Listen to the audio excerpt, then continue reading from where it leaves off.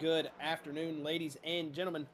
Welcome to the Great Coliseum 200. This is going to be the last race of the round of 16. We're on board here with Kevin Click. It looks like David Smill, Jeremy Sarfo, Jimmy Barr, Colin McCarthy, Chris Lynn, William Hobart already set times, but I see Lucas Nilge's out on track. Chris, if you want to hop on with Lucas Nilge's. Trying to get on board here with some of our playoff drivers as they do set some qualifying laps here tonight at the Great Coliseum. Chris, we know Bristol is going to be one of those tracks dominant in that top lane in the race. We're going to have to see how these drivers are going to be able to corral this racetrack. We know how it is at these short tracks. The cautions can breed cautions, but I want to say pretty much every short track this year, we've won almost all the way green every way. So will it be the same at Bristol? Who knows, man? But it looks like Lucas Nilge is going to set himself up into 9th. I just seen Matthew Fitz go 6th. Brett Strickler just qualified 12th. Ryan Broderick just finished 13th. I'm not seeing some of these drivers on laps, and then they're just popping up. As it looks like Susie's out. Chris, if you want to hop on board here with him, one of these drivers that needs to get a big finish to get himself. I think he's comfortable, though, right now on points, but I know every driver here that's in the playoffs always worries at a track like Bristol that need to get into the round of 12 next week, as this is the elimination race. Yeah, this is the elimination I race. didn't even really notice we were watching Josh just there. I thought we were on a different car still. He's running that Mountain Dew livery, Chris. That caught me off guard. This will be his first green flag lap. As you see him get down there on the bottom of the track, driving it all the way to the ground. A little bit loose on corner exit, but he's going to get it crest back down there on that bottom lane. We'll see how he's going to set. Coming out of turn 4, he's going to hit the checkered. Or not the checkered. He's going to hit the stripe. That's going to put him up on his first lap to a 14.35. And yeah, he is just going to shut it down there. Actually, no, that was lap number 2. So yeah, that was his second lap. Yes, Sorry, he was currently he is 3rd in points, so he has to do something. As Bill Hell's right now one of those drivers that's on the cut line, currently sitting in that 11th spot. Actually, I say the cut line. He's just riding the round of 12. I know Robbie Bice, he is riding that cut line. Currently in 14th spot. Jaden Bingaman did have to drop out due to something going on in the background, so he just went ahead and dropped back to 15th. Kip Easley hasn't been in since that first race, so he is currently sitting in 16th. But we'll go ahead and we'll go through the points real quick. Let me see if I can get them pulled up on here, since we'll see if we can get if there's any drivers out on track right now. Andrew May, you see him up against the wall. William Brown's setting his first lap. Just coming bouncing. his first lap. This would be a warm-up lap for him. He's just going to get the tires up the track. But it looks like everybody has qualified besides Brady Green. But I don't think Brady Green's been racing these past couple weeks, has he? No, he has been. He has been. Somebody's been sitting in the. I see somebody in the grid every week, and they never grid up. As he'll hit the stripe here and come down the backstretch. We'll see if William Brown's going to be able to set himself up in this top 10. He'll hit the stripe. Yeah, because he's currently tied in for 6th place in points with Jimmy Barr. That's going to put him in 19th. He did not qualify well, but could be sandbagging. Yeah, we'll go ahead and we'll do. I can't get him to pull up on screen, but Ken Baum Jr., last year's championship winner, currently leading in the points. David Smill Jr. in 2nd. Joshua Susi is tied for 3rd with Jeremy Zarfos. Kyler McCarthy is in 5th.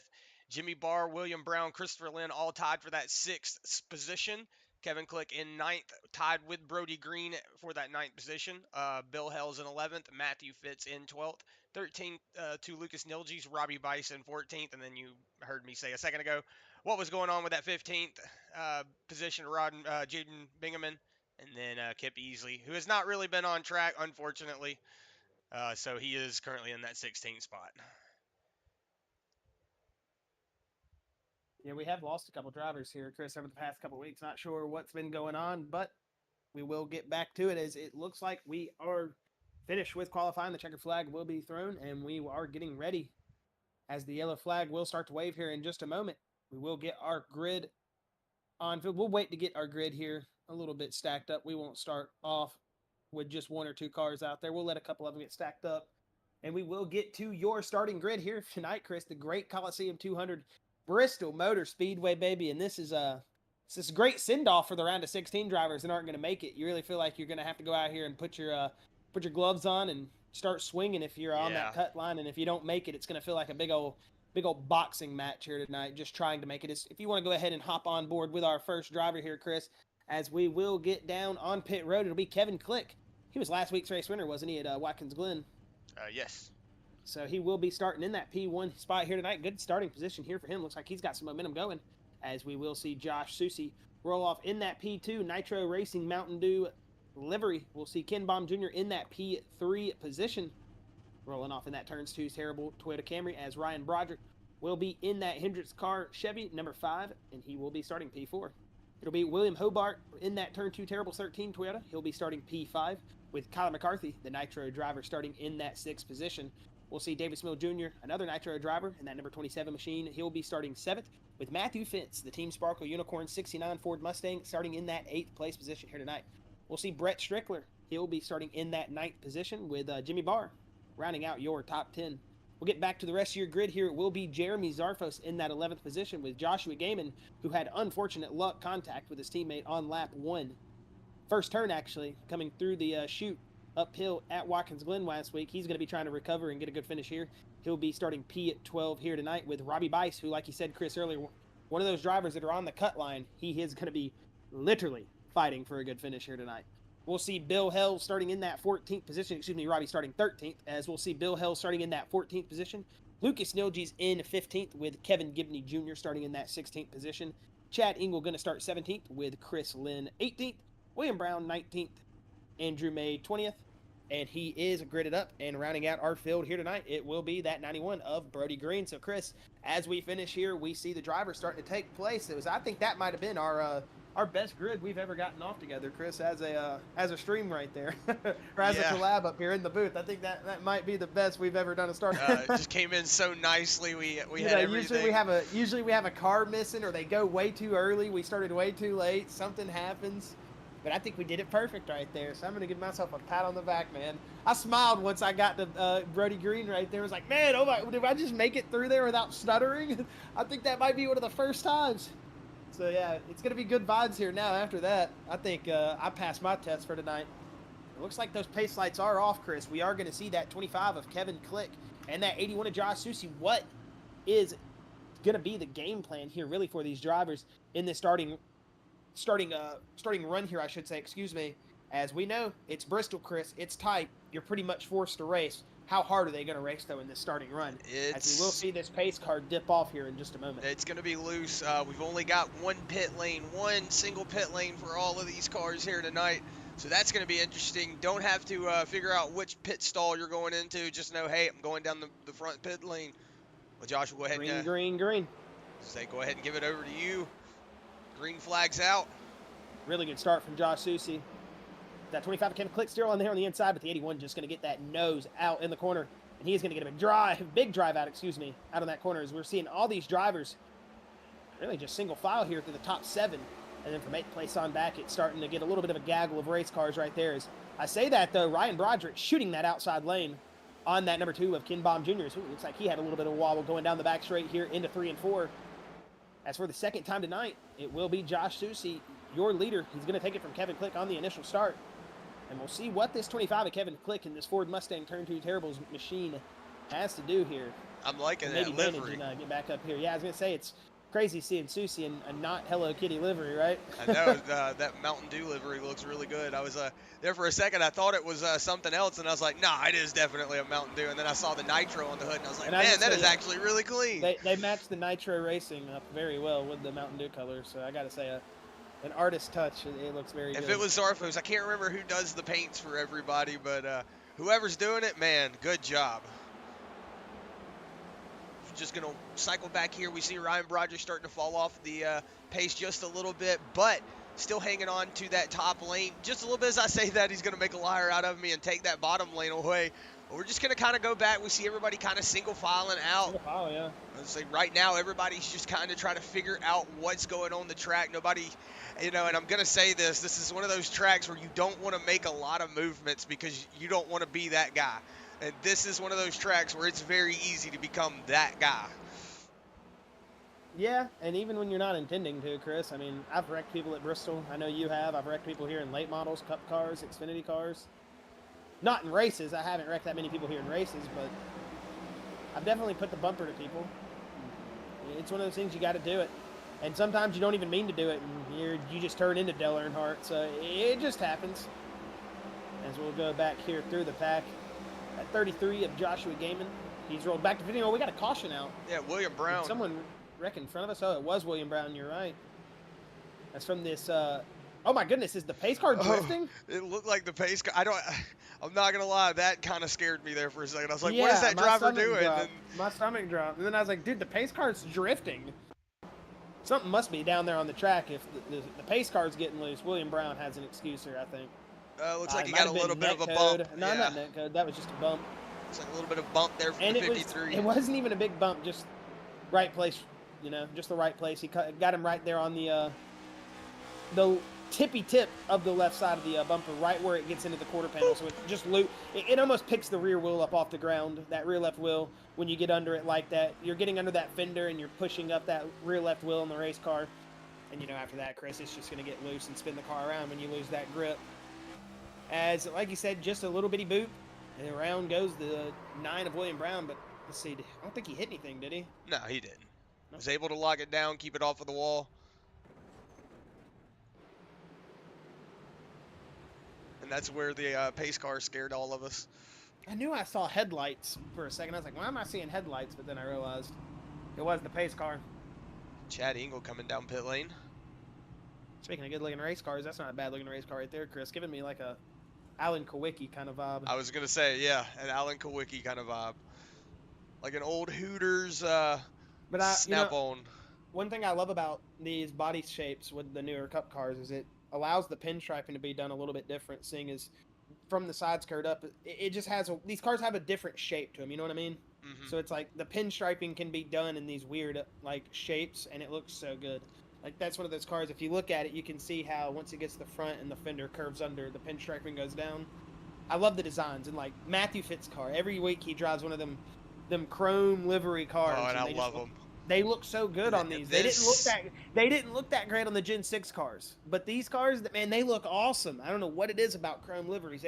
Which I'm if a I chrome must say guy on that, anything, but that neon 69 or the neon color. The neon, yeah, the neon color does look good with the red. It definitely pops on that red. That was the first thing I noticed. Every livery he runs, he always runs that green number. Mm-hmm. So,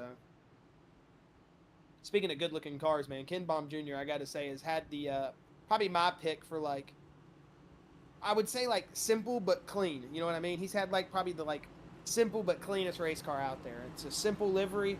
I don't know what it is about those chrome numbers, and it's the chrome logo on the hood that really just hits. Like just seeing the way the lights hit it. Yeah. Yeah, it's such a simple race car, but it's so clean. As we will hit the restart zone, get back onto some racing here, Chris. I didn't even realize the pace car turned off right there. I do apologize about that.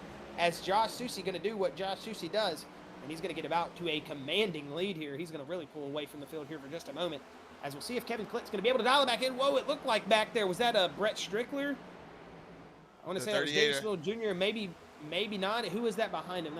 Okay, it was David Smith Jr. and the 13 of William Hobart, excuse me. It looked like Smith Jr. might have got in there just a little hot, and I thought for a second they were going to make contact on the left side of the screen. But, yeah, Matthew Fitz is starting to take the high line. And we were talking about it earlier, Christian. I said it in the pre-race. That high line is, kind of the way around here in the online world. So we'll have to see. Ooh, getting pitched up into the wall. It looks like they put some PJ1 on Fitz tires. As speaking of, I'm just Ryan noticing. Broderick just moved himself to the lead. Yeah, he was working that outside lane here earlier. Caution's out. It's Joshua Gaiman. And I hear Lucas Nilge's instantly apologizing. As we'll see what happened here. Just drove it in too hot, it looks like. Coming off corner, he's going to gas it up right here. Gaiman was a little bit off the bottom lane, so he wasn't able to gas it up as fast. It looks like just a misjudgment from Nilge's. When you're in the race car, Nilge's, you can't really tell that he's that far up the track. Right here he gasses it up, but Gaiman's having to let the race car settle. He's still bouncing around. Nilge's was kind of on the better line there for just a moment, I think. So I would just say misjudgment from the three of Lucas Nilge's, but nothing that Joshua Gaiman did wrong. So he's still letting the race car settle, and then you can see Nilge's is ready to gas it up out the corner. Just a difference of lines, and it looks like Gaiman locked it down. He's safe. He didn't hit that wall, so really no harm, no foul done. I mean, yeah, you don't want to lose that tire life right there. You just lost about 4 laps of your tire life right there on that spin, or that slide, and the front tires are going to might be a little bit overheated here when you get back in this run. You're gonna have to get that right front to feel maybe a little bit normal again. It just All depends on right. how bad he locked it up. So while we're under caution, we see a couple of drivers coming down pit lane. I want to actually see this pass for the lead. As we saw Ryan Broderick just kind of riding that outside lane, we see he's still riding that outside No, he lane. had a big run, yeah. I would say Susie's just being content here. He's running the bottom lane. He's not. It doesn't look like he's really trying to run the fastest line he can run, but he's running a fast line. He's running race pace, and he's running a fast enough race pace to stay in the lead. But I think Susie might be sandbagging a little bit here. Yeah, as I want to. He's smart, man. He knows these short tracks. As I want to point out something to Susie, we have my sister has a dog named Sushi, and I've been calling him Susie because I've trained my brain to not say Oh my gosh, sushi. yeah. And, I forgot you told me that the other night. I was laughing. And I just actually, I don't know why you said it, and I heard you, and it just made me think about it, and I just wanted to put that out there. That has been something that I've been battling with these last. Are you saying the dog makes you think of the driver, man? No. Wow, When I call crazy, him, man. I That's say, "Hey, crazy. I Susie, wouldn't come take- here. Hey, Susie, come here." And then I'm like, "Wait, it's sushi." But I've trained my brain to not say it that way. So. Man, if I was you, Josh Susie, I wouldn't take that, man.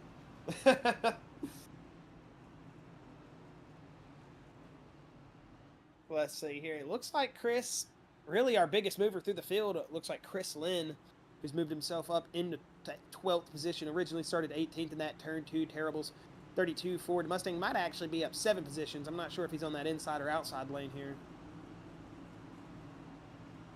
Yeah, the pace car will dip off here as we will see the green flag wave.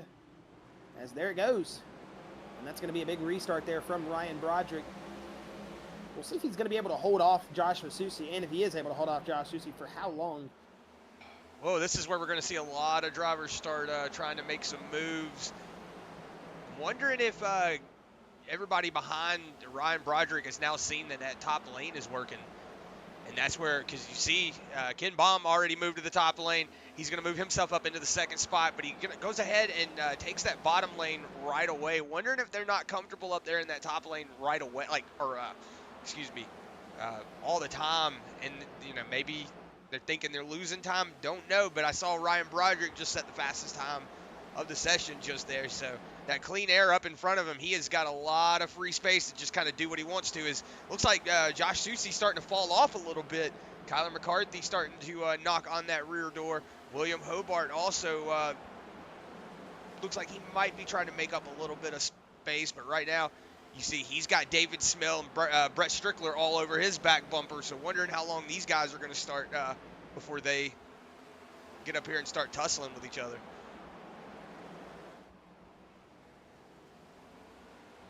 And if you are just joining us here on the Full Throttle Performance YouTube channel, it is lap number 27, as it looks like Nilges is getting put down a lap here.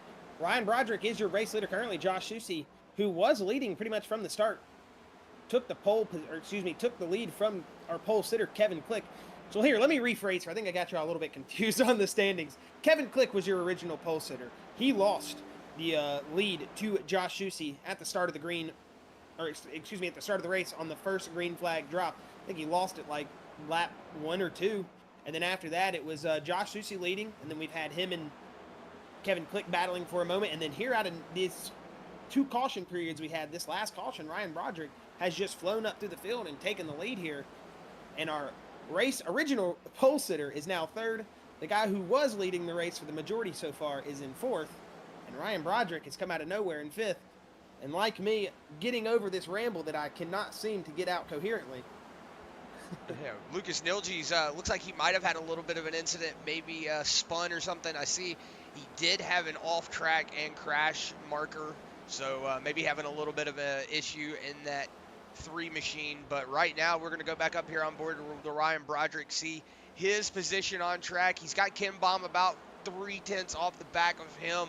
And then you see Kevin Click has got about an 8/10 gap between them. Josh Susie has fallen all the way back about 1.5 seconds. You see now he's got a gaggle of race cars behind him. Kyler McCarthy, Brett Strickler's now pulled up to the back bumper. William Hobart starting to roll his way up into this picture. David Smill also starting to roll up into it. So a lot of drivers now starting to get single filed, starting to get called up. But right now we're not seeing a lot of battling going on for position. Maybe everybody just trying to hold this race car underneath them.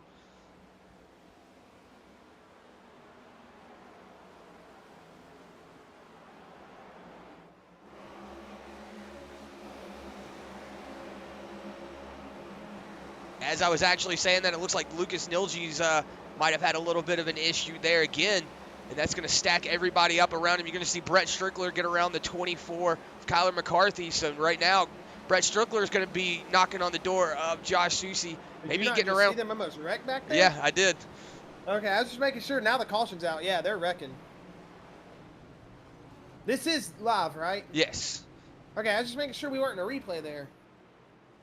I was just in the blimp view just so that way we could see everything that was going on. But yeah, you are correct. Looks like Matthew Fitz. Go back and see if we can see what happened. It looks like maybe the 12 of Jimmy Barr. Looks like right there you see that. That would be the 13 of William Hobart. Looks like everybody was able to get around him for the most part, minus the 4 race cars that you see involved right there. I heard David Smills say, how many times you got to block, man? So apparently he was having some type of issue with that 13 of William Hobart that I'm not aware of. I mean, I don't know what was going on there between those two guys.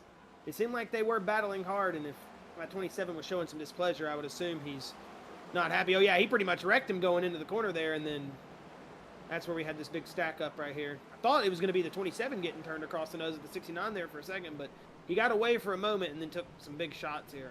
As long as he's got the toe set straight on that cart, Chris, he should still be able to compete. Yeah. He's not down any RPMs.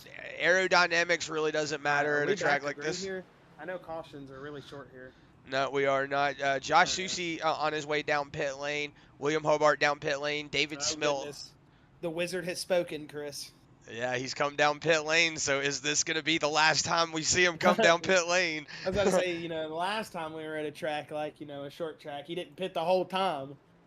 I kept saying, when is he going to come in? Dude never pitted. It was crazy.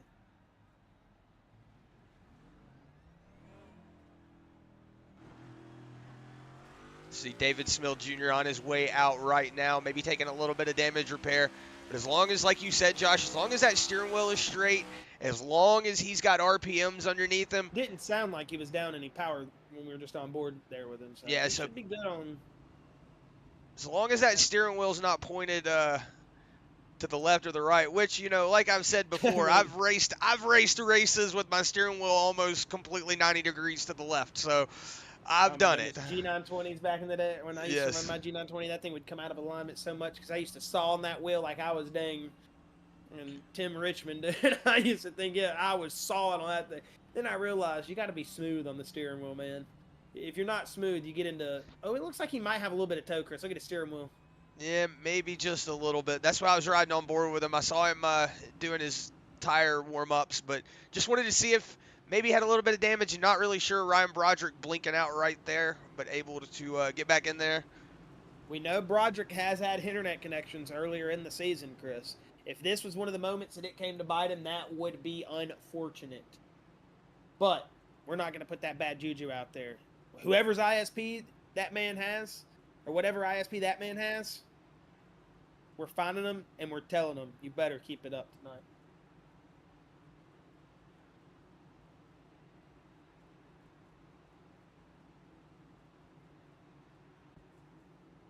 Whoa. Are you good? Are we live? Can the race be seen?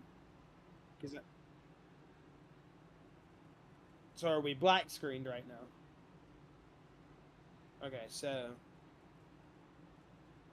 can you alt tab out of iRacing and try to tab back in? Whoa.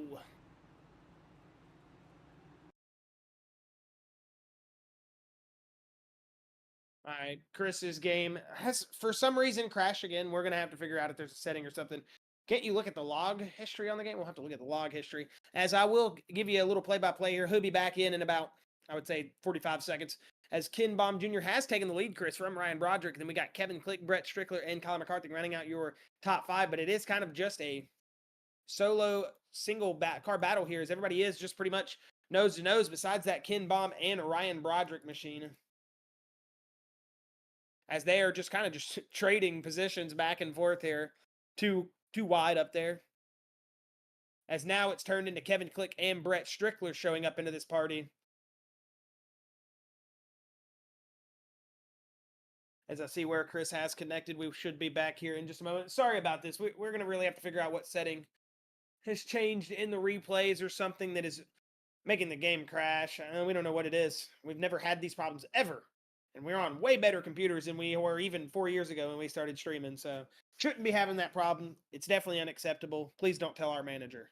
As we will continue here at lap 48. Like I said, it's still Ryan Broderick and now Kevin Click, as Ken Baum Jr. has gotten to the inside lane. Kevin Click has found some speed on that outside. He just passed that 2 machine out of turn number 4 exit. As it looks like, are we back on board with you, Chris?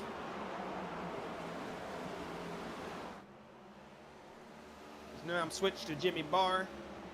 Trying to get back up here. There we go. Yes, I do apologize about that. Don't know what is going on. It might be a setting just with everything being at Bristol being compressed up right now. Don't know, but I also had that issue last week at the end of the race, so not really sure. But we'll next caution, we'll see if we can go in and tweak a couple of things. You sure something's not set from when you're playing triple screens in your I&I or something? It could possibly be that, and it's just one little minor setting. As Kevin Click. Whoa, man, Brett Strickler, big drive in. Brett Strickler, Chris, making an appearance up here tonight. Yeah, I see him getting loose. 38. I want to say, yeah, that is 100% a nod to Earnhardt Jr.'s old Budweiser car. Or if you played the old NASCAR games on PlayStation 2, they were just the Dale Earnhardt Jr. cars. But that Jeremy Zarfos 38 liveried up Brett Strickler machine looks really good. Yeah, it looks like the top lane is becoming the dominant lane here. It's becoming dominant, and Kevin Click is going to either have to find a gap to shoot back in here in a second, or hope somebody on that outside lane messes up enough, because he might get freight trained if these other guys find a big run here. And Colin McCarthy, he put it in a spot right there that it could have gotten dangerous if he'd have gotten just a little bit into that 38. Whoa, we got a blinker. It's Ryan Broderick, and he's back. Well, loose here for a second. Brett Strickler going to get to the inside, as that's going to allow Kevin Click. Is Ryan Broderick just dropping back because he blinked? I'm wondering if Ryan Broderick's having a little bit of issues in that machine. Did you see him falling back? Sixth position. That wasn't contact. That was 100% netcode. I saw that. As we're going to go back up here on with Kevin Click. Ken Baum Jr. now up into that second spot. Brett Strickler's now falling back into third. So he's been changing like a revolving door here for the last lap. Yeah, it really has been.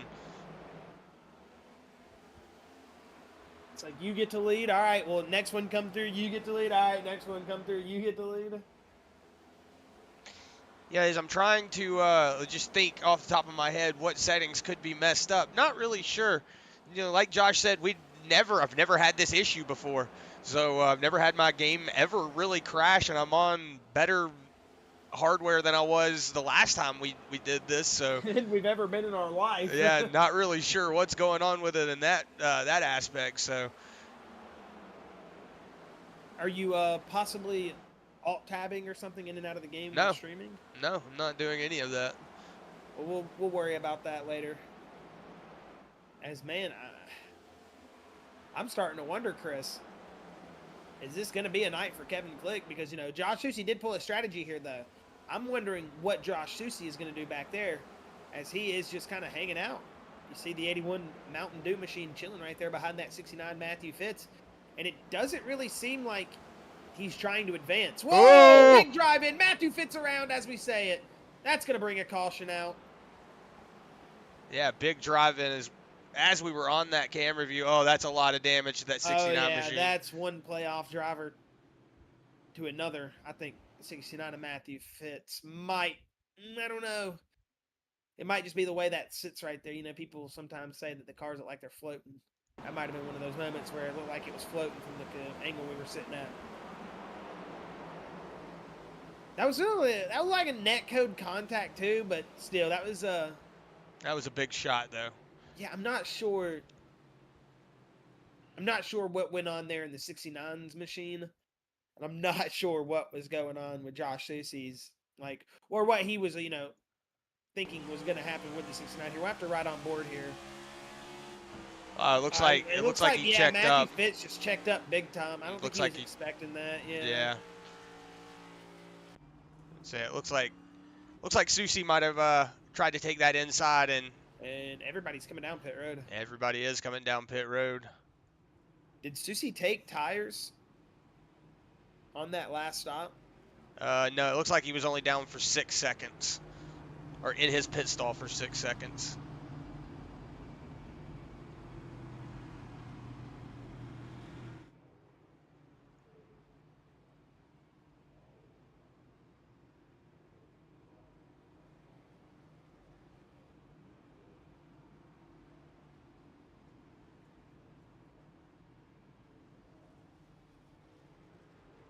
As we'll see this race down pit road. So yeah, Chris Josh even came down, but he should have to take less gas, so he should still pick up a couple positions here.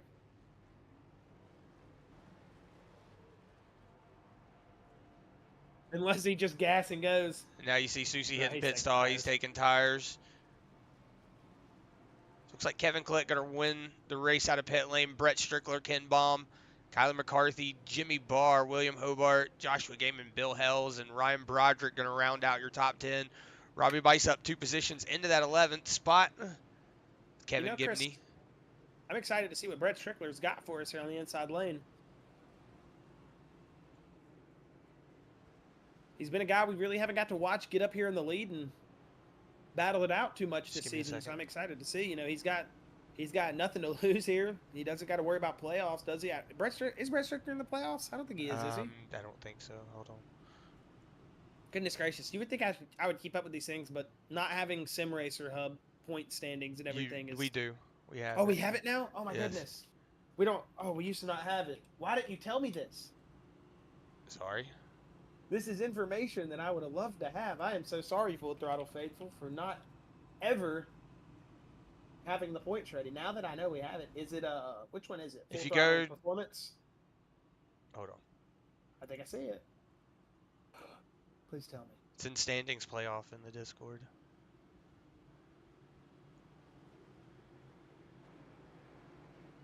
Oh, why did you not tell me this, Chris? Let's go. All right. Got a couple of settings changed around there. We'll see if maybe that makes a little bit better. And no, Brett Strickler is 24th in points right now. Okay. Man, I can see all the top fives. Man, this is going to make me so much cooler sounding. I'm going to sound like I'm the smartest guy in the world now.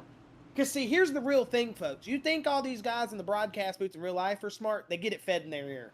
Green flag is out. We'll get back to racing here as William Brown is going to drive it down into turn 1. Like I said, Chris, excited to see what that 38 of Brett Strickler can do here. It seems like he's shown some speed here, and he's up there racing with your original pole sitter and was putting it to him there early. Got to say, though, with William Brown being on them older tires, he's going to, like I said, was about to say, slide around a lot, and he almost just slid up and got his night ended a little earlier. If I'm the 38 of Brett Strickler, if I got a gap here, like I was about to say, I'm going to this top lane, getting around this 9 machine.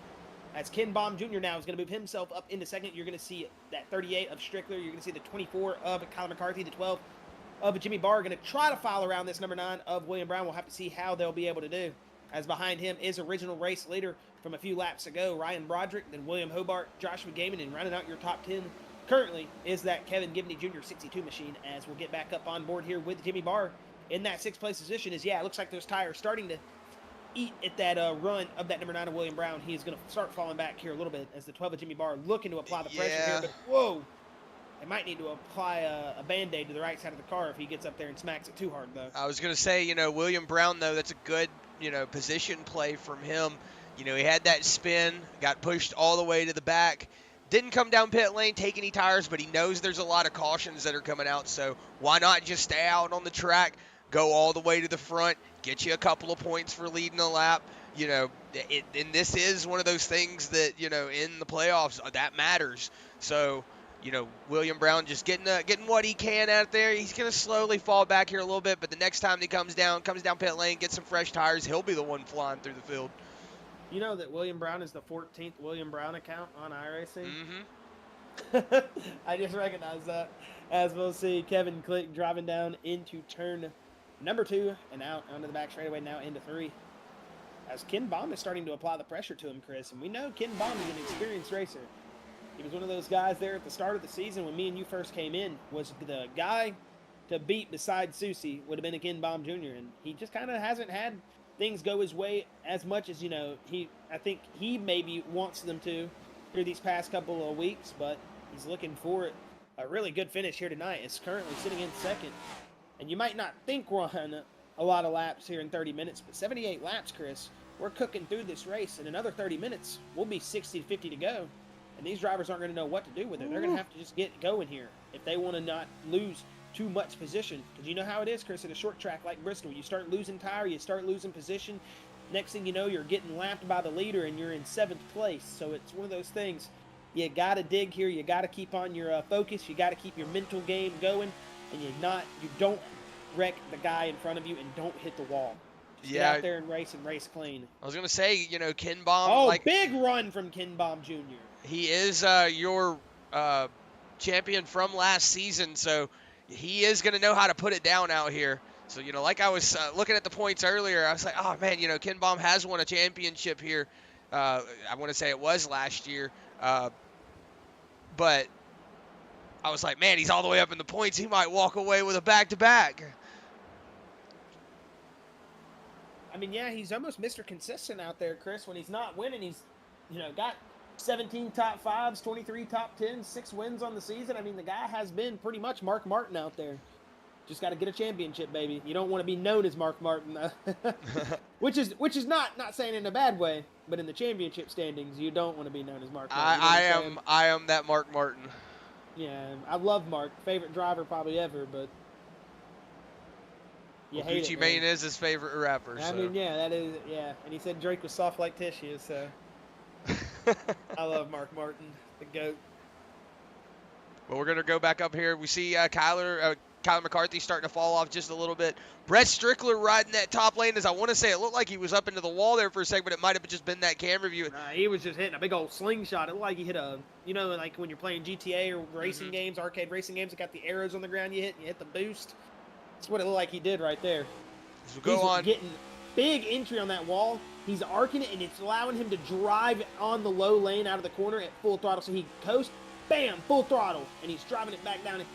He's really driving it almost like a really sharp U. Yeah, as we're riding on the Ryland cam right now. Whoa, give him a little bit of a tap there. Hold on to your pants, Ryland. Don't get them ripped off. Yeah, tighten your belts if you're that 38 of Brett Strickler, man. Caution's out. It looks like Chris Lynn might be moving back to the field. Not sure who that was. It could have been Chris Lynn. I don't know. It could have been anybody. Looks I like just Bill saw Chris Hells. Lynn's name drop at least once or twice. I thought it was him. Yeah, it looks like Bill Hell's around.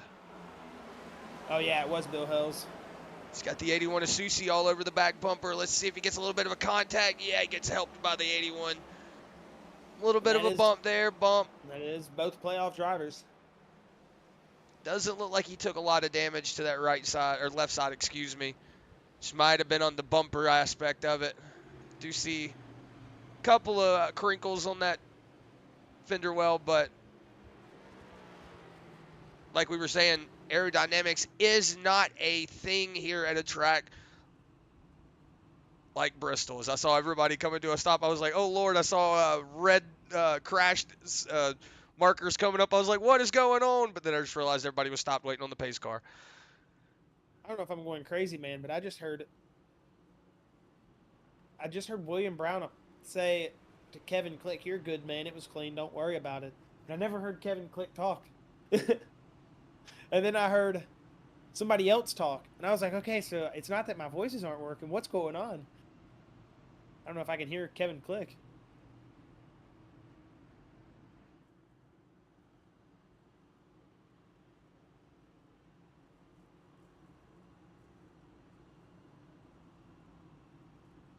As I'm muted talking, you're going to see that 9 of William Brown come down pit lane. Matthew Fitz also on his way down. David Smill, Bill Hells, maybe taking a little bit of damage repair. We saw Bill Hells come down. Maybe, like I said, she might be trying to get that fender Oh yeah, banged out. Matthew Fitz, and David Smill are all down for damage repair. I mean, David Smill's car has been just a work in progress pretty much since the start of the race. Matthew Fitz's car is just going to be... It's one of those, like, you're in the garage with your boys having a couple drinks and y'all got to, beat the hood back down flat. That's what you're doing. You're just out there jumping on it, hitting it with a sledgehammer, you're doing whatever. I was about to say, you're all of the Sparkle Unicorn guys that aren't racing here tonight, Ryan Sword, Nick Cannon, all those guys, they're the ones you see. Nick Cannon out there like just elbow dropping Fitz car. Ryan Sword just out there with a little bit late there, right? What's that? Because they had Nick Cannon tripping over the wall trying to bring him an ice cream. Matthew Fitz said, if y'all are going to eat it, I'm bringing some ice cream. Bring me one. Now there's peanuts and chocolate all in his car melting on his fire suit because he dropped a drumstick in there. Yeah, as seeing Carl Fitz in the YouTube chat saying Matthew's had some bad luck this year. He definitely has. Yeah, poor Matthew, man. I got to say, we've watched Matthew since what, Chris, 2020? Yeah, roughly Race. 2021, And, I think. When we first started, Fitz to me was always the guy that he was a good racer. Not saying Matthew was never not good. It was just he memed so much back in the day that you could never take him serious. He was such a meme. He memed. All he did was talk crap and just make jokes, and he was just a funny guy. Nobody ever took him seriously on the racetrack. And this year, I think he's tuned it up. It's been one of those guys that it's kind of been a surprise how well he's performed, and even though he has had his unfortunate situations and, he might not make it through, Willie, I think he's kind of sitting back in the points and see, yeah, he's in 12th, so he may make it. It just, everybody else behind him's got to have a bad night. I got to say, it's just probably been one of the most solid seasons I've seen from Matthew Fitz that I've personally got to spectate. And he's done a lot better and has gotten a lot better since we started watching Chris 4 years ago. Yeah, as green flag's out, we see Kevin Click getting out to a good jump. Oh, looks like maybe the 38 of Brett Strickler having a little bit of an issue. Yeah, he got a bump from the 24. That's going to Yeah. push him up the track. And then you're seeing that, who's at the 13 of William Hobart, coming in. Yeah, we're seeing that. You see Ryan Broderick just slowly peeking his nose back up into the picture. As right now, Kevin Click is under fire from that 2 of Ken Baum on that bottom lane, but it looks like that bottom lane's just not working out for that 2 machine. Looks like that top is where everybody's wanting to go, and this is the track you're going to see, a lot of what I call the diamond effect, where you see them run up, really shallow into the corners, really wide up into the corner, and then dive it back down, basically making a diamond around the track. But it looks like, whoa, the 2 of Ken Baum having a little bit of an issue back there. He is going all over the place.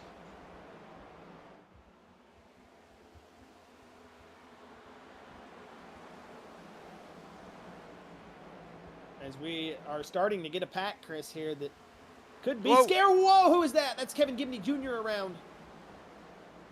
He's gotten it back together, so we're not going to say, I just realized he's got a Tony Stewart throwback.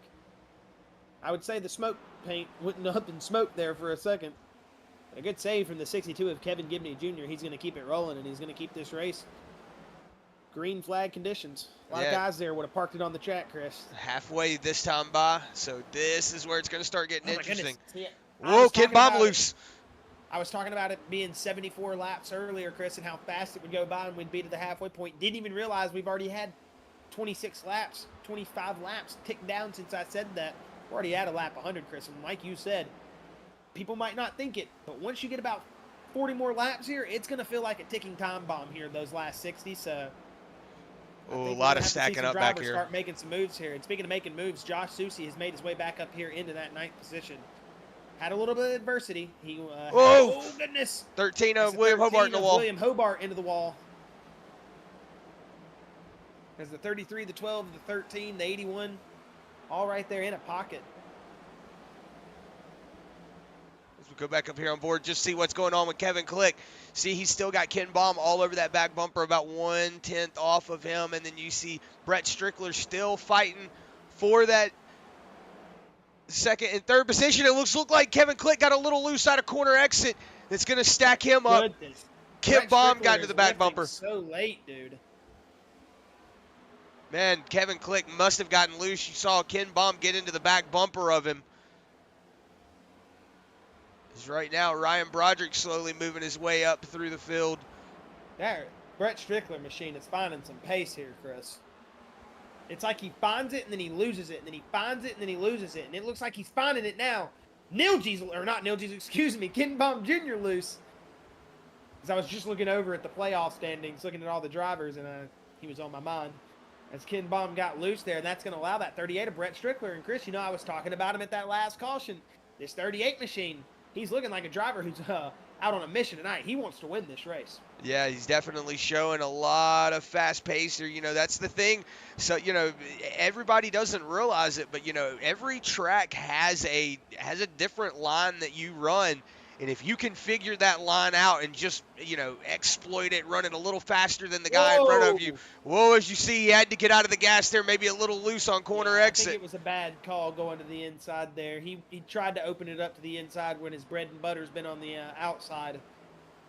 And he got himself into some deviled eggs there for a second and almost spilled the milk. Oh. Sorry, I'm gonna end with the food jokes now, but Brett Strickler, good save, but I think he needs to stay on the outside and apply that pressure. As we'll just ride on board here with that 28 of Robbie Bice for a moment. You see that 5 of Ryan Broderick, 13 of William Hobart on that inside of that 5. You see the 29 of Jeremy Zarfos here. Oh, it looks like that 5 machine is stacking up that outside lane. Oh, Whoa. thank you, Chris Lynn loose there for a second. That could have been big trouble. Yeah, 28 of Robbie Bice just had to get big on the brakes. As we go back up here on board, Chris, we have something developing. As it looks like that 38 has somehow managed to get back on the inside lane. That's allowed that Ken Baum Jr. machine. And now Kyle McCarthy going to go back to the outside. As we'll see if that Brett Strickler machine decides to go to the top. Oh, my goodness, I thought he was going to get spun there. And you got to think for Kyle McCarthy, Chris, he's a playoff driver. Brett Strickler not being one, he's going to apply this pressure too. Do that 38 machine. He could get physical here. Yeah, this is going to be interesting. It looks like he's playing nice right now. But if he gets too annoyed and feels like he has the car that could go up here and race these guys, he might move this 38 of Brett Strickler. Yeah, as we're seeing, as I just was looking through here, just seeing where that 28 with Robbie Bice happened. He was all the way up there in 10th spot. It looks like maybe that battling that was going on up in front of him with Ryan Broderick and company, he just checked out and was like, you know what, I'm just going to go ahead and fall off here a little bit. Because that was something I was watching. There was definitely trouble brewing in that little bit of a pack that was going on. He definitely has the car to beat on the outside lane. Right now in this pack, I'm not saying about who could be coming up behind him if someone picks up speed here in the next 20. I mean, anything can happen within the next 5 laps here with your setup. So you just got to be on edge about that. But I think the 38 right now within this pack might have the best car on the outside lane, Chris. It's just, there goes. Yeah, Bill Hell's having an issue. Yeah, I just heard Matthew Fitz go. Where did Bill go? Apparently he spun out in the back. And he just disconnected, so it didn't color a caution. No, unfortunate there for Bill Hells. That's going to add him to that. Yeah, he's 11th place, Chris. Yeah.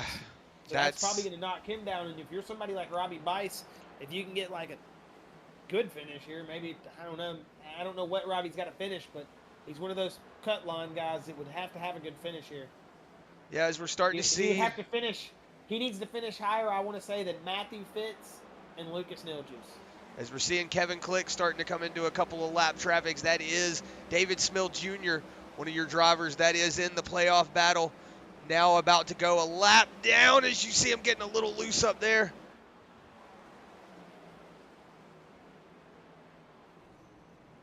Oh, caution's out. Robbie Bice. Oh, no. Oh, Kevin Click just wrecked. I just saw that. Kevin Click just wrecked. No. Chris, you got to play it.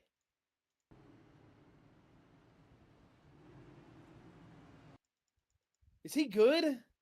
Sorry, I didn't mean like that. I was saying you got to play the replay. My bad. I just freaked out there. I think he saw the pace car. No, he just... Dude, are you kidding me? Just two big I mean, he's kerfuffles all at still in the lead, but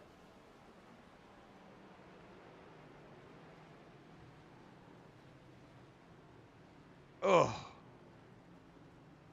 As everybody's down pit lane, we're gonna actually watch what sorry about happened that. here. I didn't mean to get hyped up with that replay, man, but I just saw him come flying in there, and that just it made my stomach drop. That scared me so bad.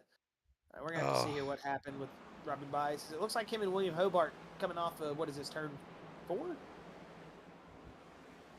yeah, it looks I like don't they even know. just made contact. He tried to slow it down, but he just came back up into him. Oh, you see, that's gonna stack him up. You got the 91. Oh my goodness, dude. I can't believe that just happened. Yeah, so Kevin Click down pit lane right now. Do you think he even takes damage repair? I Dude, he's a G if he doesn't, but he's taking it. Dude. I'm at a loss for words right now, man. yeah, I don't know what to say. That was definitely a crazy turn of events that just happened. Like that, honestly, that was not expecting that. Did he think the pace car was somebody coming up on the track and it scared him? I don't know. Maybe he saw everybody up on the track, saw the Because it pace looked like car, he and started going low to dodge Robbie Bice, and then his car jerked back to the right. And you wouldn't get loose just turning down the track like that, especially lifting. He wasn't. It didn't look like he was going full speed. So, I don't know. I mean, the only thing I can think is he like knee jerk reacted, to the pace car. Maybe if he single monitor, he saw it in the screen. Because he's definitely not go. Or not. Oh, he was loose. We didn't see it from that blimp camera originally. He got loose. It didn't look like that from the blimp camera, Chris. Oh my no, goodness. I think Robbie Bice just on that top lane. He came Do you around the think if he corner. single monitor and it appeared, it scared him maybe? No, he was loose before Yeah. that would even have been a factor maybe. But he could be on triple monitor and he would have saw him if he's on triple monitor. So it's like, I don't know. Oh. So we've got Yeah, Chris trust me, Chris. Lynn. That leaves a sour taste in my mouth right now. I feel so bad for Kevin Click. Well, at least Man. Bill Hales did connect back to the race. Bill Hales is thinking, man, I disconnected for what? As green flag is back out. And Chris William Brown going to do that bold strategy cotton. Let's see if it plays off move again. As him and Lucas Nilge's both going to go up there. The Sparkle Unicorn guys said, we're going to command this lead. And then they saw fresh tires come by. I'm like, all right, maybe we should give it to him. Whoa, William Brown loose. Big drive in from Kyle McCarthy here. And you know he is ready to go. He said, hey, I got the lead now, baby. Get out of my way, son. Kyle McCarthy was running in 4th place just a few laps ago, not even able to get past Brett Strickler. He was battling that 4-car pack for the lead between Ken Baum, him, and Kevin Click. But now he is up there in the race lead after unfortunate circumstances with Robbie Bice. Brought even more unfortunate circumstances to that Kevin Click machine. As we'll see it here at lap 130, Chris. 71 laps to go. Well, now 70 laps to go. What they're going to do here. Yeah, this is going to be where we start seeing all of these cars just kind of start to stack up. The cars that don't have. That was a big stack up, Chris. Sorry about that. No, you're good. Right now, Susie is one of those drivers that is trying to just get past everybody as much as he can. He's got that 22 Andrew May, which is also a good-looking race car. Notice that is a different scheme for that 22 machine. But right now, Susie is trying to battle his way around it, but Matthew Fitz has worked himself back up into that 7th spot, even with that little bit of damage. That's what I was saying, that's what I was saying, even Robbie Bice having that little bit of an incident, just stay on it and, stay with it. Don't count yourself out just yet. I mean, look at this. Matthew Fitz, he was, down in the back.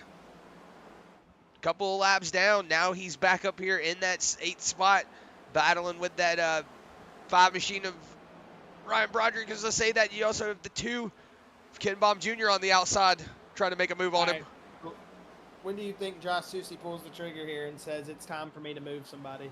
Because I don't think he's getting happy with everybody starting to stack up behind him now, and he's having to battle the inside lane. And now he's going to have Ryan Broderick passing him. If you're in that Susie machine, you're not happy right now, right? I mean, I'm definitely not happy on that inside lane. That's definitely where I'm not wanting to be. So not right now. If you're, sure. If you're in that 81 machine, you're like, all right, man, all right, Ken, just come on, get past me, get past me. Now you got more people in front of you. He can think, oh, they can go up there and move it for me. Whoa!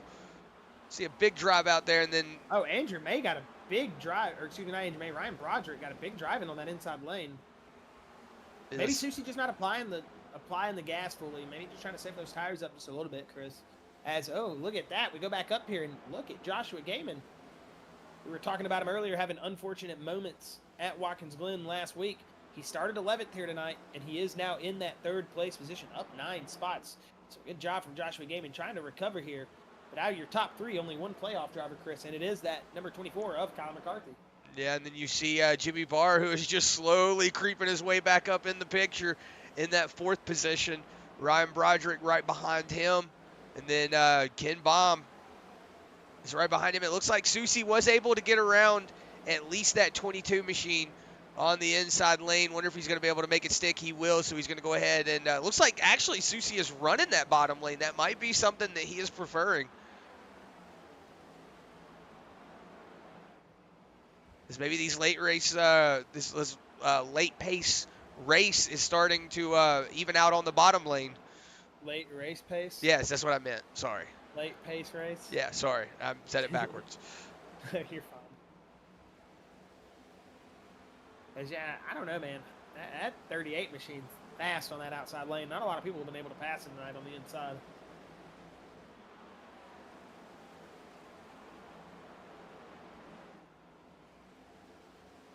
As it looks like William Hobart's still sitting down pit lane, 6 minutes, actually 7 minutes right now as I'm speaking. So looks like maybe that 13 machine just going ahead and pulling it to the hauler. Maybe got up, go get him something to drink, says I'll just let all this damage fix itself.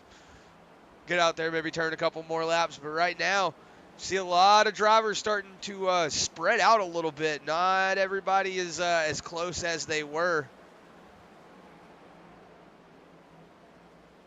Just kind of cycling through the field here. Like I was saying, if you're a lap down right now, the best thing you can hope for is these cautions that are coming out. But it looks like everybody has just kind of got it single filed out right now. Nobody really battling for any positions. As I say that, it looks like the current battle for position right now is Jeremy Zarfos in that 29 machine. And Chris, somebody we really haven't given their praise where they deserve it is that 12 of Jimmy Barr. I mean, he's sitting 6th place in points right now with not a single win on the season. 4 top 5s and 11 top 10s. I mean, he has just been scraping by on consistency and finding himself in the right spot at the right time. It's not a guy that we have really, got the opportunity to talk to in the booth after the race too much. So for Jimmy Barr, to be just hanging out in 4th right now, I don't think a lot of people have realized how much of a lead he has in points on some of these drivers who seem to get a lot of coverage with their race win here and there. He's just been one of those guys that's kind of like a silent ninja just coming in, and before you know it, he's going to take you out. So not in that way, not take you out, but like we were saying, got to give Jimmy Barr his flowers, man. He's been doing a hell of a job this season to just kind of stay silent, not really be involved in anything, and just kind of sneak his way in and a comfortable 4th place in the points too at that. Or excuse me, 6th place. Tied for 4th. We have like 5 drivers tied for 4th, I think.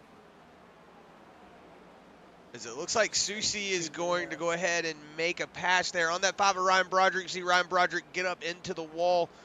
So right now, Susie is just trying to put a tear on and get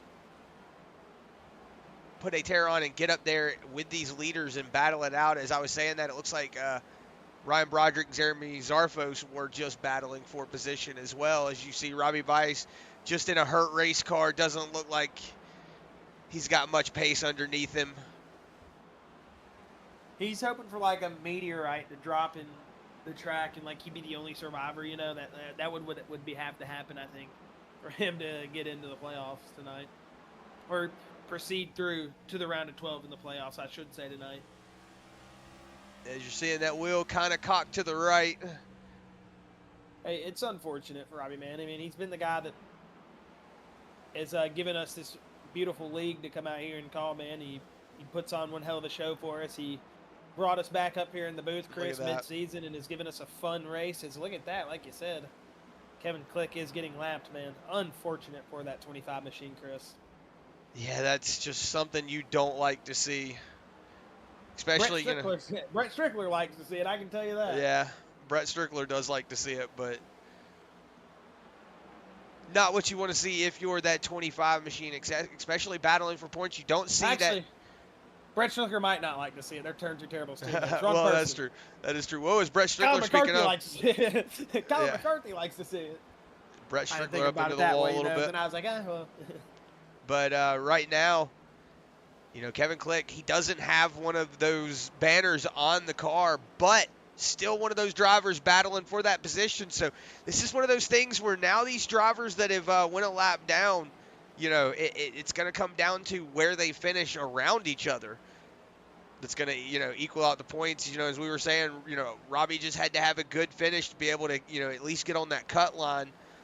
But I don't know if it's going to happen here tonight. Whoa, is Joshua Gaiman blinking a little bit?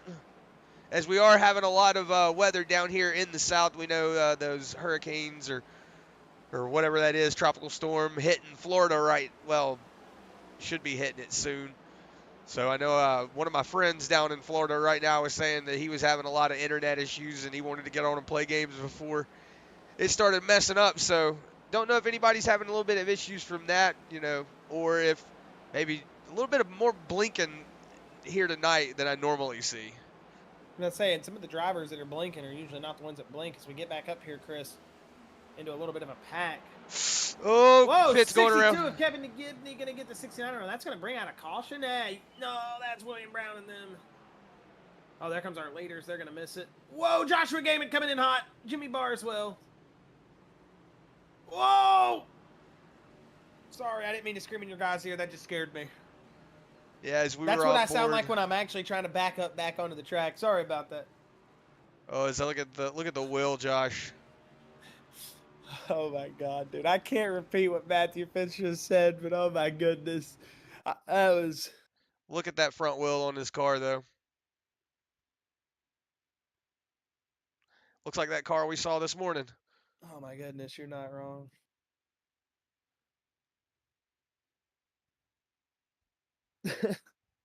As it's good, looks Not like trying to laugh at the situation, but if you would have just heard Matthew Fitz, I might have been netcode. right there. That's what killed the suspension. And Chris, that is going to make the field have a chain reaction. Everyone will come down pit road. Yeah, that front suspension is done. And this is going to be a race. I'm talking. You aren't wrong, Chris. That thing is towed in and cambered positively, just like that car. I know. I don't normally like going set on. Up perfect. You can't even see it. Yeah, that thing's so crooked you can't even see it. Yeah, there you go. It looks like he's turning. Looks like he's turning looks like left. He's turning right with the front wheel. Gosh, it pushed the freaking whole front end back. Hell, and I guarantee you he takes 4 tires fuel and sends it. All right, Chris. Well, I think this is going to be like a pure just war here. Everybody's got fresh tires. It's going to be insane. Yeah, this is going to be very interesting.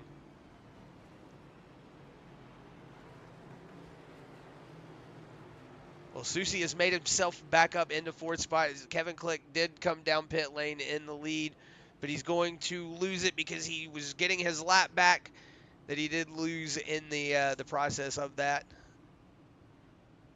So Kevin Click currently dropping through the field right now.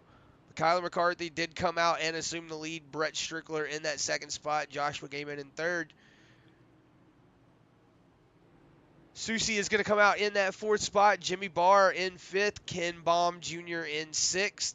Jeremy Zarfos in 7th. Kevin Gibney Jr. in 8th, who we saw send around Matthew Fitz. It does look like Matthew Fitz coming back out on the track. So maybe it was just a visual thing for the car being hurt, but toe definitely looked a little bad.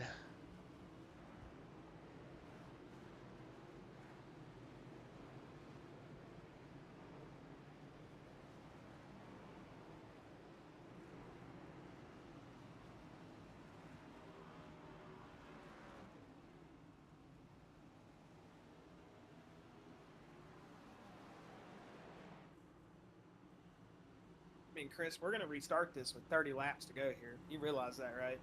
Yeah, this is going to be a slobber knocker. 30 laps here is like the practice session you run before you start the race. It's nothing. So this is gonna be fun.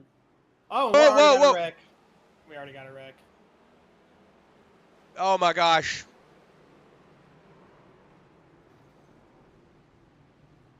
Ken Baum into the wall. I don't think that's. I don't know whose fault that is. Did McCarthy come up? I mean,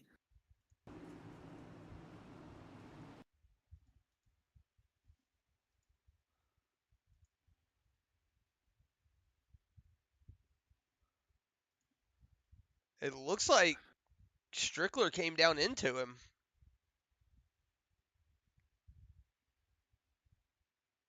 I don't know. I don't know if he came up into him or if he drove down into him. I mean, I guess you could have an argument from both sides, you know? Man, but Ken Baum, Josh. Yeah, he got destroyed. I just noticed that as you said it. I thought it was the 29 of Jeremy Zarfos. I didn't realize it was the 2 of Ken Baum. Yeah, look from that, from here, from his point of view, you can see the 24 just holding his lane, and then watch the 38 of Brett Strickler. He just drives down into his lane. I think that. I think I would agree with that, Chris. And he is the leader, so I don't know though. With that argument, he is the leader. That doesn't make much sense. But I would say I think the 38 drove down. I think I would agree on that.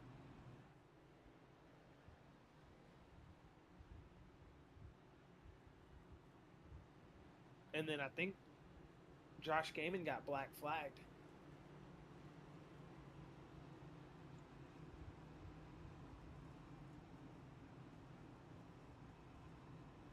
I don't know if we can see when black flags are cleared, can we? No, I don't think so. He's the first person I've heard all season ask for a black flag clear. It must have been nobody responded. He hasn't said anything since. So he might have gotten it cleared. We'll have to see.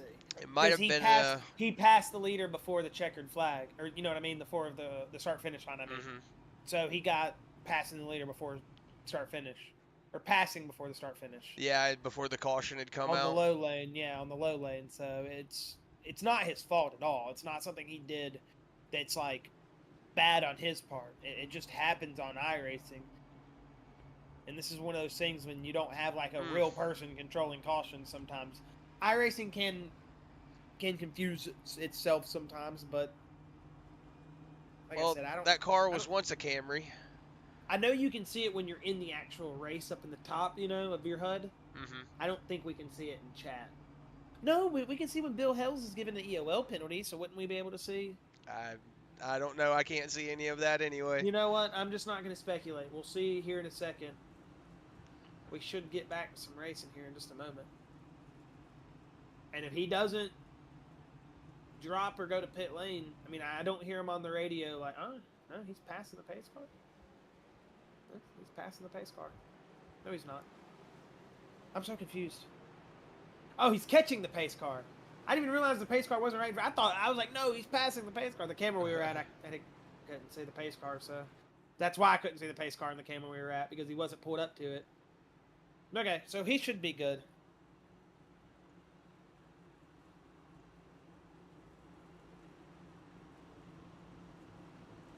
Chris, look, he's right back on the outside lane. No.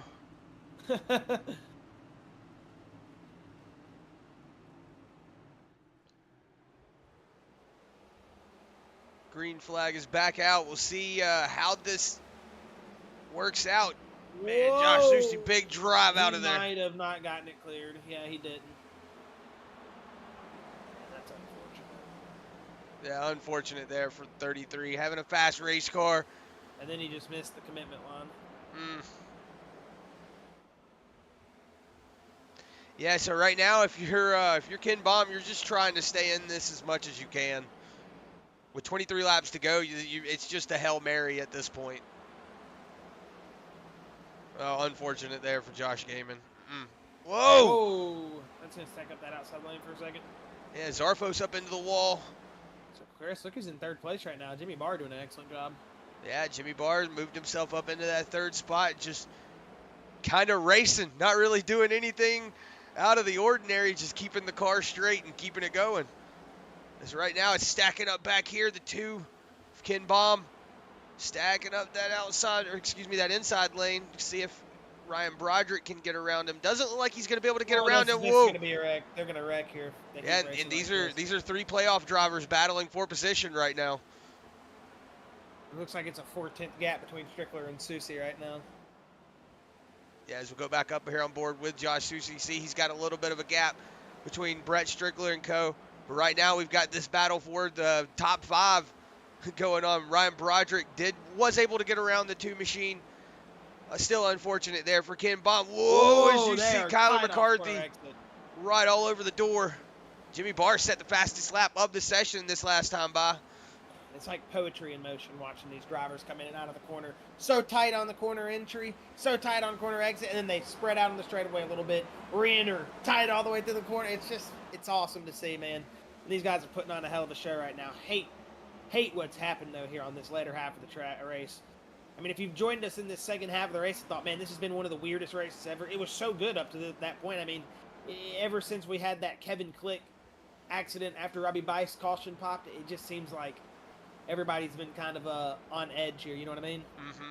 Yeah, it's everybody's just kind of not wanting to wreck anyone. Is the 24, Kyler McCarthy, even having a little bit of issues, is still up here battling with that 5 of Ryan Broderick. You should see him drive past Ryan Broderick. Ryan Broderick having a little bit of an issue. You can see him drive past. Looks like the 2 might have had a little bit of a wiggle coming out of corner. We see the 62, Kevin Gibney Jr. getting past him. Yeah, it doesn't look like Ken Baum's having. Ken Baum might have just gotten loose. Or that car is just not wanting to go. Oh, he blew up. I think he blew up. Did I just see black smoke coming out of the back of it? He didn't blow up. He didn't bloated it up. So I think he just might be coming down pit road, Chris. And it looks like we're about to beat it 10 to go. This race is going by way faster. And that nitro machine, that Josh Gaiman is going to help out and try to block Brett Strickler. You got to think if you're Brett Strickler, you're moving him, right? That's what I'm thinking. Nothing against Josh Gaiman. Understand what he's doing. Brett Strickler just called it out on the radio.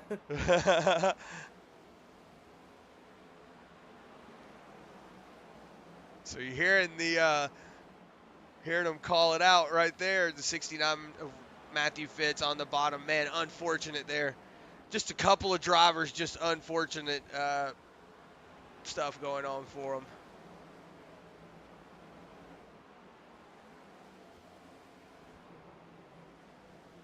I was going to say, 13 of William Hobart on his way back out after 23 minutes and 38 seconds of damage repair.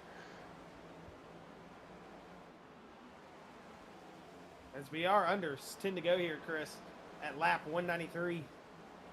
We'll see him come out of turn 4, hit the stripe for lap 194. 7 laps to go. As I have to see if Brett Strickler's got anything. Is Josh Gaiman playing that teammate blocker role right here? I have to see what this 38 of Brett Strickler is going to be able to do. If he wants to get up here and get a race win, but right now Josh Susie has shown that he does have the car, he does have the speed. Just have to see if he can finish it out here. Yeah, like you were saying, We've got 6 laps to go. We see He's the coming up on a lapper. This is going to stack him up on the outside lane here. Oh, it's a turn 2 terribles teammate. Oh, my goodness. We've got teammates blocking teammates. Whoa, and you see the 38 of Brett Strickler giving a little bit of a bump. Oh, we're getting banging. Why did he just wreck his teammate?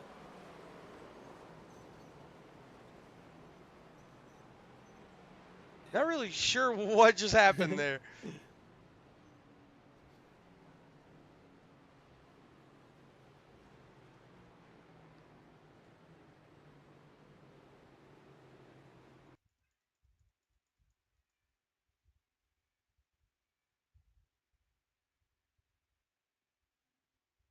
So I'm wondering if we see the shove there.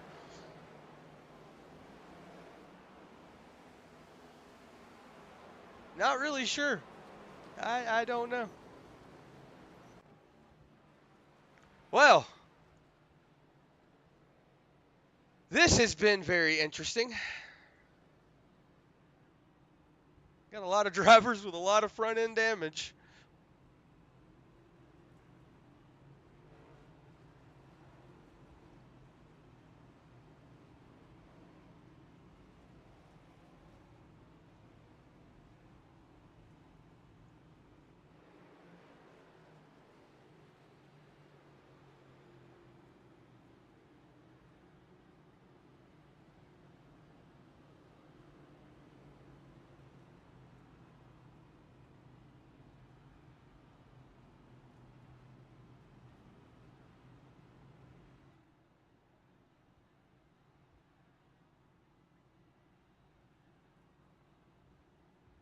Should be going side by side this next Sorry, time by. Chris. I wasn't ignoring you there or anything. I'm just was listening to all the driver chat. Understand.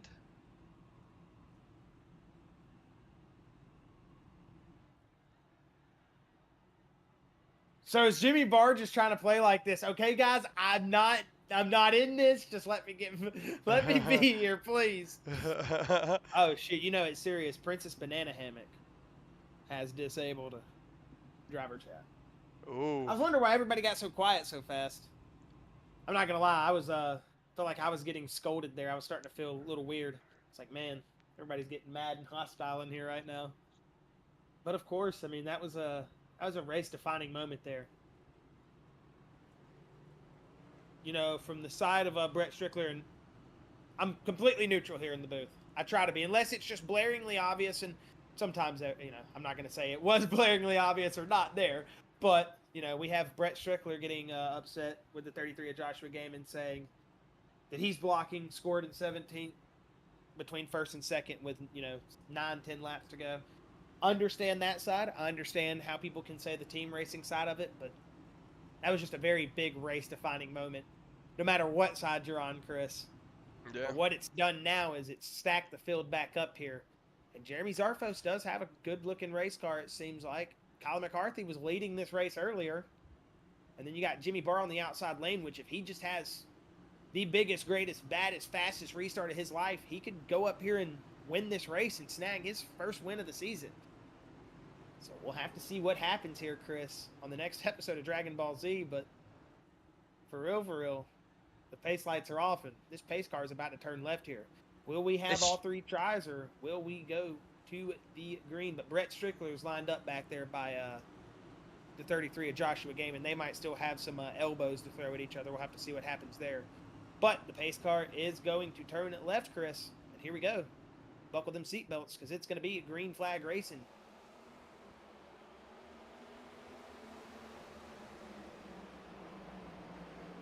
Whoa, Jeremy Zarfos just had a big moment there. Whoa. He's loose. It should be white flag this time. White flag is out. If there is a caution behind him, it will end it. But does Colin McCarthy got anything here, Chris, for the 12 of Jimmy Barr, as it's going to be Joshua Susi out of turn number 4. He is going to take the checkered flag. He will win at Bristol. Jimmy Barr going to come second. Colin McCarthy, and oh my goodness, it was just a kerfuffle of race cars back there, as they are, yeah, for sure going to be wrecking here in the turn 1 maybe.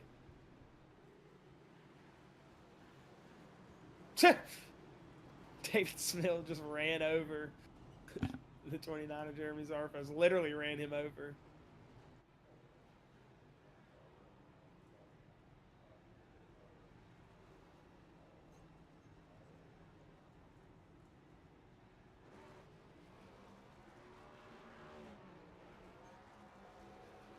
As it will be that 81 of Joshua Susi burning it down as he will here, excuse me, the will win the Great Coliseum 200 here at Bristol Motor Speedway.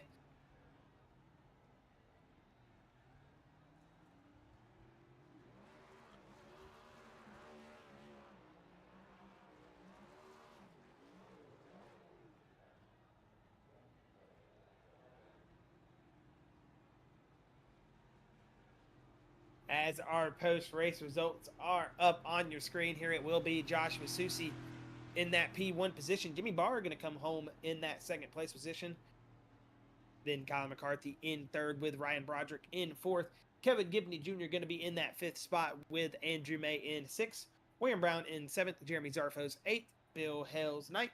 David Smill Jr. going to finish 10th here tonight with Chris Lynn in 11th.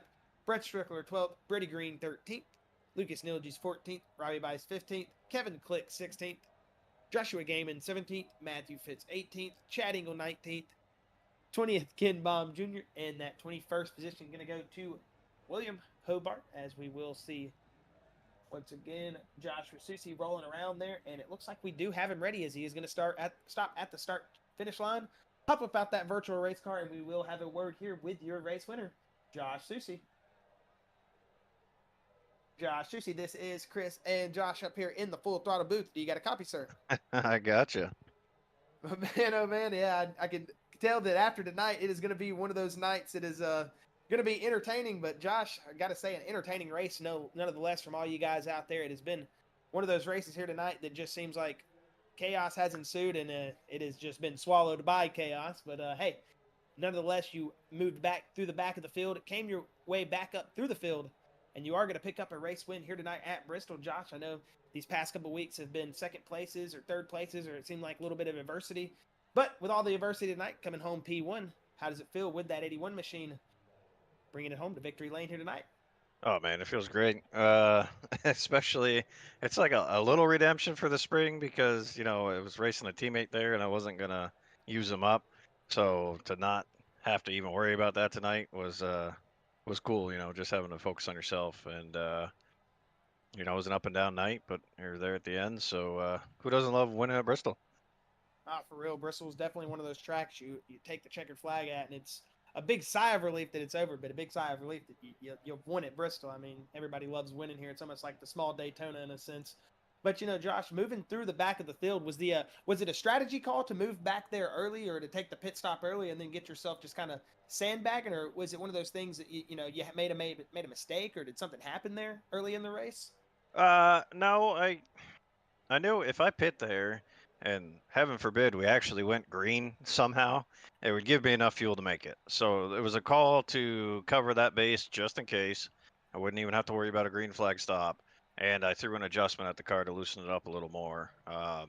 Took full fuel, didn't take any tires on that lap 30, whatever stop it was, to save a set, and then just kind of feel out the adjustment and, played a little experimental for the team, kind of seeing what would work with the way the track was changing. And then, I'd been saving the whole run anyway, so I knew my tires were good and just kept being patient. So that was more than anything, just to cover off a couple variables. Yeah, well, we were definitely saying it was probably one of your, your mystic gas predictions or something, being able to go the full way. So I guess we were right there. We've started to figure you out with your insane pit logic, so it's starting to make sense. But hey, Josh, if you've got any final words, man, thoughts, shout outs, anything before you get out of the Full Throttle booth, you're more than welcome to throw them out there, and we'll let you get on your way. And again, congratulations on the win here tonight at Bristol, man. Hell yeah, man! I appreciate that. First and foremost, like always, nitro setups. These things are rocket. We continue to prove that week in and week out. Great job by the team. I think everyone that was in the playoffs heading into tonight advanced to the next round, so that's awesome. And like you said, Thunderdome's going to be freaking spicy, and I usually ignore it, but I might skim through it a little bit tonight. It's going to be full of gossip and innuendo, and I just want to put it out there to everybody, not on Nitro. What anyone else on my team does, that's on them. I have no control over any of their strat or logic other than for the race. If they want to play team shenanigans on a non-plate track, that's their call. So, we saw, I think Watkins Glen, I hinted at Zarfos holding me up. And whatever level you want to say, there's teammate play and play. Well, I guess that's what happens when you have team racing. It's going to happen, but I don't ask for it. I don't expect it. I just show up and try to do my own thing and finish as good as I can. And I think most of the league understands that.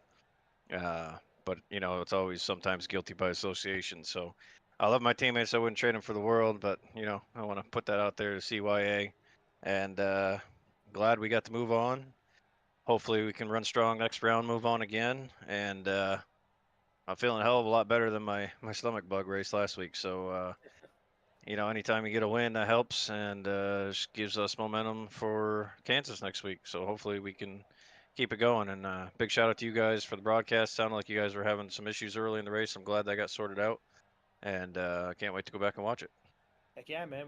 We're excited once again to have a word with you, Josh. Excited to see you pull the 81 machine again out next week at Kansas, and hopefully we'll be talking to you here soon again. All right, man. I'll do the best I can. All right. Thank you, buddy. And that was Joshua Susi. Going to go ahead and bring up Turn 2 Terribles, number 12 of Jimmy Barr. Jimmy Barr, Chris, and Josh up here in the booth. You got a copy, sir? I got you guys. Man, Jimmy, we were bringing it up here earlier in the races. We kind of gave your flowers to you. We were saying because, all season we really haven't had Sim Racer Hub until the last couple weeks. And it's one of those things that I was going through it all night and realized, man, you were kind of the silent underdog this season. No race wins yet, but you've kind of just gotten yourself there off of just pure position. And here tonight, you almost were able to come away with one with all the adversity. But Jimmy, we said it earlier. We gave you your flowers and said you've been doing an excellent job. Seems like you're going to go ahead and go forward into that round of 12 after tonight. How do you feel here coming in second place at a track like Bristol after all this adversity? I said this is my worst track unless it has dirt on it. It was pretty good, but this has always been one of my worst tracks. So I'm ecstatic about P2 advancing to the next round. I last year I had a pretty bad early season. Got hot, won at Daytona just to get into the playoffs, and then I got hot in the playoffs and made it all the way to the championship four. So hoping to do the same here. Now that I'm out of the first round, there's a lot of tracks here at the bottom half of the schedule of of the playoffs here where I feel really good about. So I'm just ecstatic, to run well at Bristol for one, but then to get to the next round and see what we can do here because we're starting to get some momentum.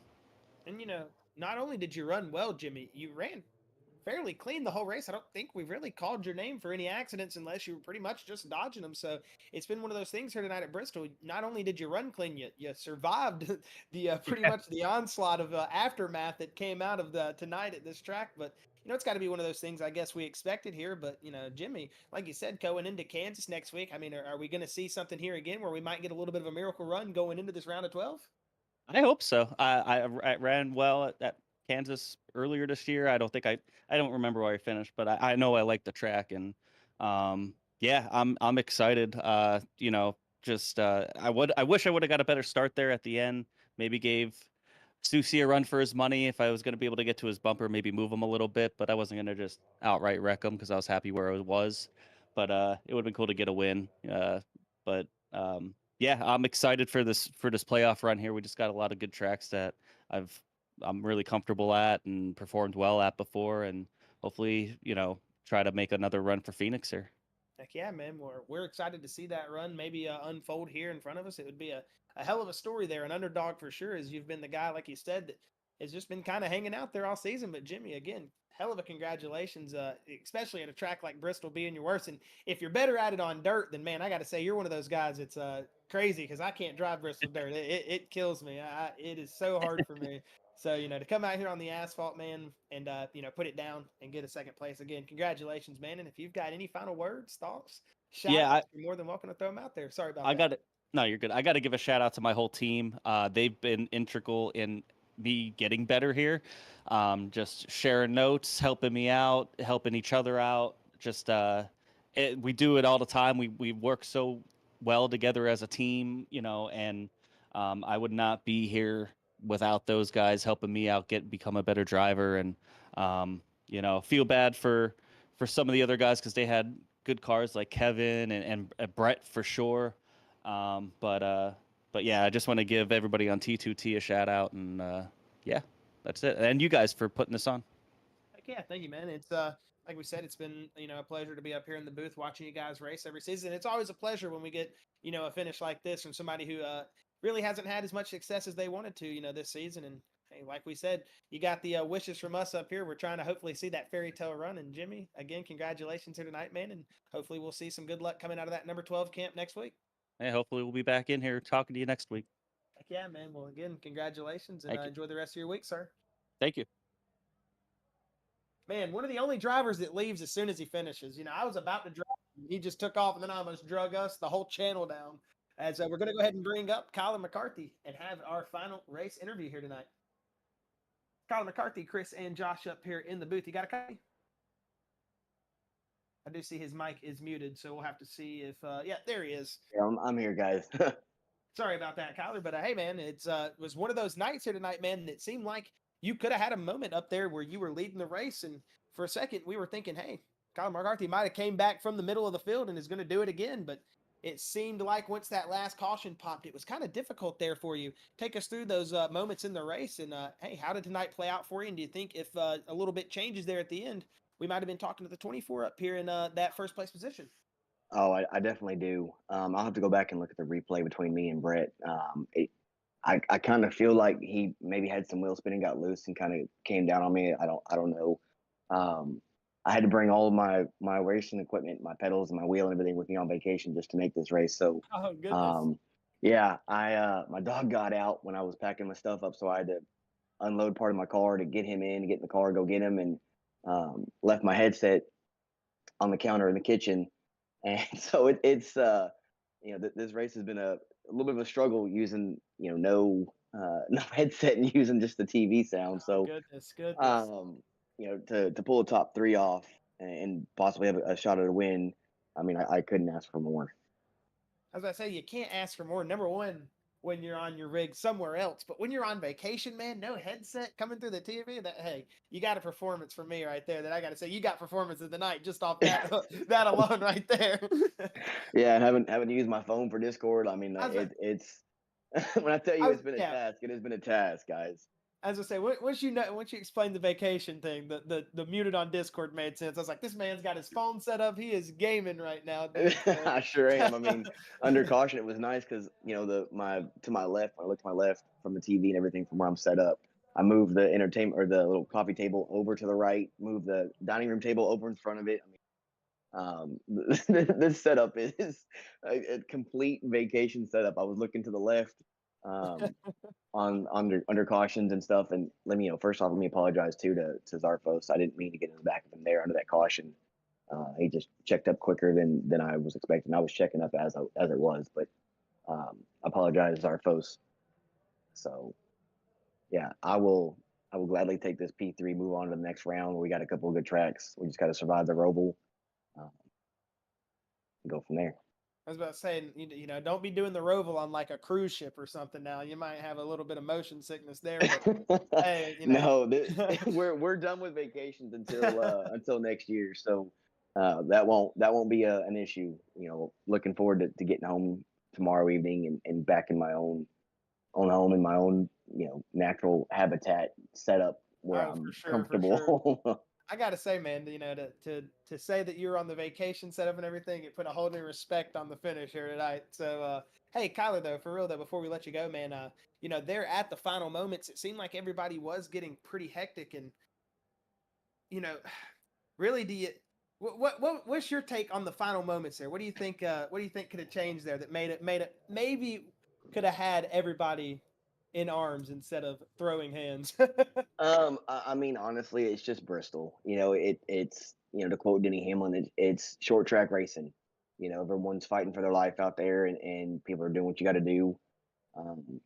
People that haven't had that win all year, and that are wanting that win, and they're so close. Like Brett was tonight. Brett's been close a lot of times this season, and unfortunately, something has happened. Unfortunately for Click tonight, under that caution he got, caught up in in that, and I feel so bad for him because they had good cars. We had a good long run car, but we just could never get a long run um, to kind of get up there and see what they had versus what we had. So, um, you know, I really just think it's Bristol short track racing. It Oh yeah, brings for out sure, for sure. the aggressiveness in everybody, and that being a cutoff race, you got a lot of factors that just kind of play into it. I was gonna say, I don't think I could have gotten a better answer right there, Kyle. It was a great answer, man. So puts it into perspective for people that sit on this stream and may think, oh, what was all going down there? Why was he doing this? Why was he doing that? You gave a great answer right there. They need to clip that and put it in the Cuddle Dome. That is the answer they need to put right there. So hey, Kyler, we're gonna go ahead and let you get out of here, buddy. Enjoy the rest of the year. Your last night of vacation, man. But hey, again, congratulations, buddy. If you got any final thoughts, shout outs, or anything before we let you get out of here, we'll let you get them out, and then we'll send you on your way, sir. Yeah, man. Just shout out to my team. Congratulations to Susie. I want to put my thoughts and prayers out for Jaden. Unfortunately, he's out of the playoffs. Unfortunately, so thoughts and prayers with him. Um, the rest of the Nitro team, everybody that puts effort into this. Russ for the setups. Everybody that puts the setups into it. Russ, Clayton, Jimmy. Um, there were so many guys over there at Nitro that put so much time and effort into this. I can't thank them enough. I owe them so much for allowing me to be a Nitro driver. Um, and then y'all for the broadcast, Robbie for the league, and just everything else that goes into this week in and week out. All right. Well, heck yeah, man. Again, Kyler, thank you for the words that you could have with us here tonight, man. We'll let you get on your way and enjoy the rest of your night. And once again, congratulations, and hopefully we'll be talking to you next week at Kansas, man. Sounds good. Hopefully we'll be 2 spots better when y'all talk to me next week. Oh, heck yeah, I like the confidence. Hey, again, congratulations tonight. Thanks, guys. And that was Kyler McCarthy. Chris, vacation setup. I can barely even get a top 3 on my actual setup, more or less being on vacation. The dude is an animal. Hey, what a crazy race here tonight, Chris. Like we said, it was one of those, it could be gloves off, it could be tame. It was tame until it wasn't. And then we saw the team fighting, as they were calling it, the whatever it may be, just an absolute crazy festival right there at the end. It was just insaneness. As Chris, if you've got any final words before we let the fans go here at Bristol, you're more than welcome to throw them out there, man. Because goodness gracious, I don't think I got much more to say tonight. Yeah, it's been one of those nights. It's kind of as I've been going through the last couple of days, I knew this race was coming. And I'm not gonna lie to you, it's transpired exactly how I thought it was gonna go. I knew there was gonna be cautions. I knew there was gonna be fighting. I knew everybody was gonna be all over the place because this is just one of those tracks that it's what they say, a dice roll. I mean, you either roll snake eyes or you roll something you don't need.